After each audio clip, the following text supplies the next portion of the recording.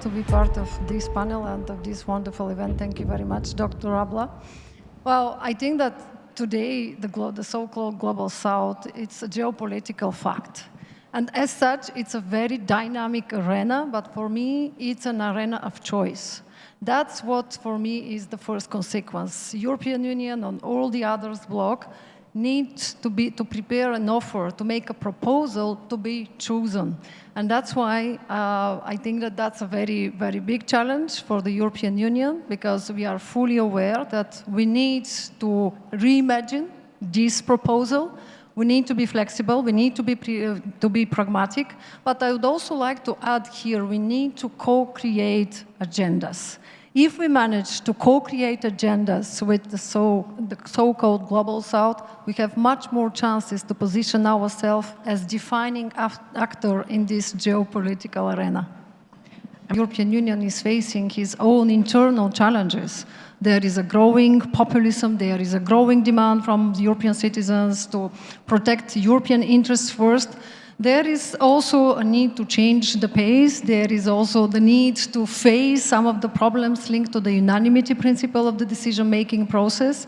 At the same time, allow me just to compare very rapidly. For the first time, more than 90% of the European citizens are confident in the European Union, saying that they want to see member states staying united and see them more united in the future. 77% think that their own country benefited from the integration in the European Union, and for the first time, more than 50% trust the European Union in his capacity to overcome the crisis. That means also that for the last 2-3 years, we see a very particular dynamic. Europe is becoming more attractive. Only for the last 3 years, the number of countries that want to become members has doubled. That was not the case for the last decade. But that's not the picture. The picture is that Europe should address not only the strengths, but also the weaknesses. For me, there is 4 main elements. First, clearly continue to identify the strengths of the Union. And we always talk about rule of law and democracy. I want to talk about much more pragmatic examples like Galileo, CERN, Erasmus, Euro, because that's something concrete for citizens and for those that are looking outside. Second, yes, we need definitely to address the weaknesses, and weaknesses linked to our internal problems and weaknesses linked to our external partners. Example is the Global Gateway. It's great to be proud that we have this great initiative, and the potential is huge to be one of the brightest jewels in the European crown, but we need to address the criticism, lack of transparency, extractive, misleading. We have examples from Liboto Corridor to the hydrogen project in South Africa. We need to listen, and we need definitely to dare to say what are the mistakes that we did and how we can now, together with our partners, overcome the difficulties. The third point, that is something also completely new for the European Union, is also for me to dare to take some elements of other approaches. We have China, we have India, we have also Japan. So I think that here some of those approaches can show us how we can learn, and in that way finally to arrive to the 4th stage, develop our own model. So I believe that we changed the pace in this process, and for the last few years we see that Europe is aware that we need to have a new proposition to the world. We need to be chosen. It's not a hazard. That's one of the last initiatives of the European Commission, is choose Europe, and that's how we should continue. Again, for that, I would like to raise 4 elements: diversifying partnerships, and here allow me to make a very personal contribution. I want to see European Union giving much more prominent role to the countries coming from Central and Eastern Europe. European Union and Europe, it's not only Western countries. These countries don't have colonial past. These countries have very nice success stories with Africa, with Asia. I think that we also should address this, because they can contribute to co-create agenda, because they already have this experience in the past in a completely different way from some old member states. Second point, again, scale up the investments, but addressing the criticism that already exists. Third, I think that when we talk about co-creating agenda, we need to listen to our partners, how to align the projects with their priorities in order to address global challenges. And that's not so often the case, let's be very honest. And finally, I think that also European Union should continue to enhance his strategic autonomy. How you can convince someone that you are a credible, reliable partner if you are not reducing your dependencies on external partners, if you are not investing in key industries. I think that if you would like to change things, we have to lead by example. And I think that maybe the main message is what is counting is Europe's actions, not anymore its words. Fair. I agree with that. So just a quick follow-up. What is your hope for co-creation between the Union and BRICS in relation to the Global South? Co-creation. Your own personal hope for the European Union and BRICS to collaborate to forge a different way? For me, it's definitely innovation. Innovation ecosystems, here we have something unique as opportunity. We have partners outside of Europe that are amazing, so it's up to us to seize the opportunity. So you think it's going to happen from get something off script? But definitely, not only as a woman, but as someone passionate about innovation, I believe that we need to invest much more in women in innovation. But actually, the numbers, the figures are so alarming everywhere, not only in Europe, but allow me to share with you the example, women in venture capital, 2%.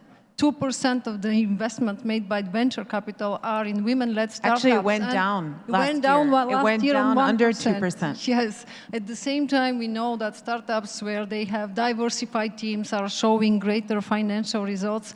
But again, what is for me quite worrying that we talk about women in innovation only when we have big conferences or big announcements to do. For me, it's a daily work. We have to show this every day. Starting, of course, by telling the success stories more and more in order to inspire young girls and in order to maintain the motivation, but also really to invest. I'm happy that at least now at European Union we have a program that is dedicated only to women in innovation, but it's one single example. We need to scale up. We need a critical mass of initiatives where women can thrive in innovation. So again, here for me, that's a big challenge. And that's not only a European one, it's a global one, because without the half of the population, we are losing our potential to diversify.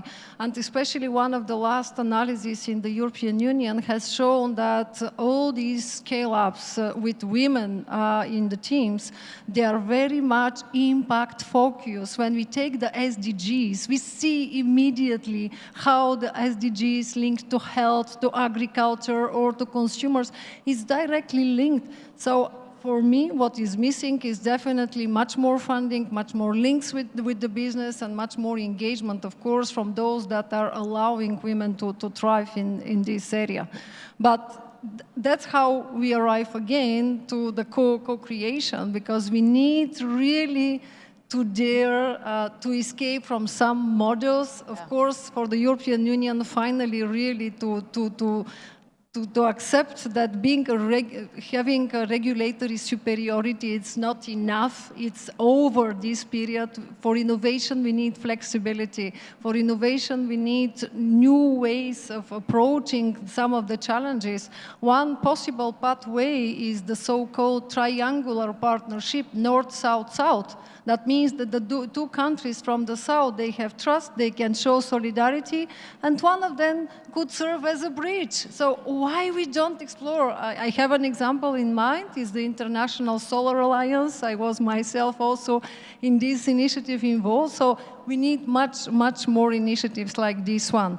And if you allow me to add a little bit, what much more also for me is needed is, of course, tailored projects for local needs. That's something that we should have, on one side, recognize as a mistake, but But on the other side, really to make some additional efforts to take into consideration the economic, social, environmental context that is responding to those local needs. Otherwise, the perception that West or Europe is showing double standards or is treating one of the partners as junior, it's not something that we should continue.